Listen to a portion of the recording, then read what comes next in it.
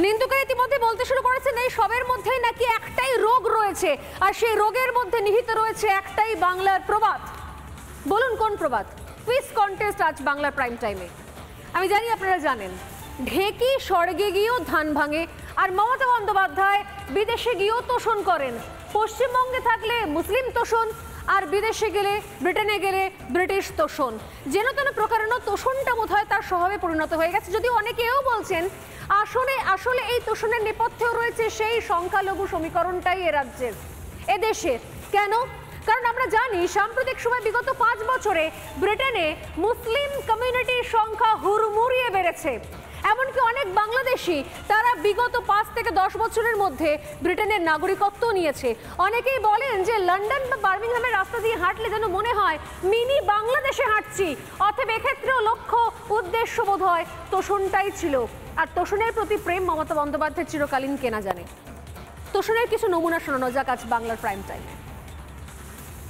মমতা বন্দ্যোপাধ্যায়ের সাথে আন্দোলন করতে করতে কখনো কেশপুর, কখনো চমকাইতলা, বিভিন্ন জায়গায় আন্দোলন করেছি। সেই আন্দোলনে মমতা বন্দ্যোপাধ্যায়ের জীবন সবসময় সংশয় ছিল। কিন্তু এই আন্দোলন একটা দীর্ঘ আন্দোলন হয়েছে। যে কোনো স্বাধীনতা সংগ্রামের ইতিহাসের সাথে সেই ইতিহাসটাকে পাশে রাখা যায়। সারদা মা মারা যাওয়ার কিছুদিন আগে বিবেকানন্দের কিছু যারা সতীর্থ বন্ধুদের কাছে, মহারাজদের কাছে বলেছিলেন যে আমার মৃত্যুর পরে আমি কালীঘাট মন্দির দিয়ে তো যাই, কালীঘাট মন্দিরে ওই হরিশ চ্যাটার্জিতে ওই কাঁঠাল পেরিয়ে যায়, দিদি এখানে থাকে, সেই রাস্তাটা ধরে যায়, এবং বলেছিলেন আমার মৃত্যুর এতদিন পরে আমি কালীঘাটের কালীক্ষেত্রে জন্ম নেব, মনুষ্য জন্ম নেব, এবং আমি ত্যাগ, তিতিক্ষা, সামাজিক কর্মকাণ্ডের সঙ্গে রাজনীতিক কর্মকাণ্ড জড়িয়ে যাব।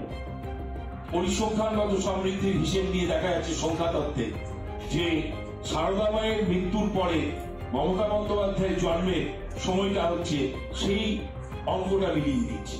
তিনি মা সারদা, তিনি ফ্লোরেন্স নাইটিঙ্গেল, তিনি সিস্টার নিবেদিতা, তিনি ঘরের দুর্গা। অষ্টমী নবমী সন্ধিক্ষণে যার জন্ম হয় তিনি কিন্তু নবরূপে উন্মোচিত হন যুগে যুগে, দেশে দেশে, কালে কালে। তোষণ নানা মাত্রিক, কখনো সংখ্যালঘু তোষণ, কখনো বিদেশি ব্রিটিশ তোষণ, আবার কখনো নিজের দলনেত্রীকে তোষণ। যে বক্তব্যগুলো শুনলেন সেটা হচ্ছে তোষণের আরো একটা নতুন নমুনা, যা সচরাচর দেখানোর সুযোগ পায়নি। এটা হচ্ছে দলনেত্রীকে তুষ্ট করার জন্য কি ধরনের তোষণ ছিল। আমি কিছুক্ষণ আগে বলছিলাম ভুলের ইতিহাসের কথা, বলছিলাম যে রাকেশ শর্মা কি অজ্ঞাত কারণে, কোন ইতিহাসের দরুন রাকেশ রোশন হয়ে গেলেন ঋত্বিক রোশনের বাবা। শুনুন একবার।